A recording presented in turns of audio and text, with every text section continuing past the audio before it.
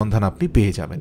প্রিয় দর্শক, পুরনো ঘা যাদের ভালো হয় না, এই লজ্জাবতী গাছের মধ্যে এমন আশ্চর্য অ্যান্টিসেপটিক গুণ রয়েছে যে সেই ঘা নিমিষেই ভালো করে দিতে পারে।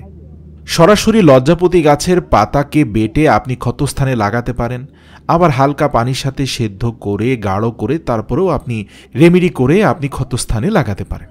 যাদের আমাশয়ের সমস্যা রয়েছে তারা যদি লজ্জাবতী গাছের ডাঁটা সহ ঠিক একই পদ্ধতিতে সেবন করেন, অর্থাৎ পানির সাথে সেদ্ধ করে আপনারা যদি সেবন করেন, তাহলে কিন্তু খুব ভালো ফলাফল পাওয়া যায়। এমনকি রক্তপিত্তের ক্ষেত্রেও যদি ঠিক একই পদ্ধতি অবলম্বন করা যায়, সেটাতেও খুব ভালো ফলাফল পাওয়া যায়।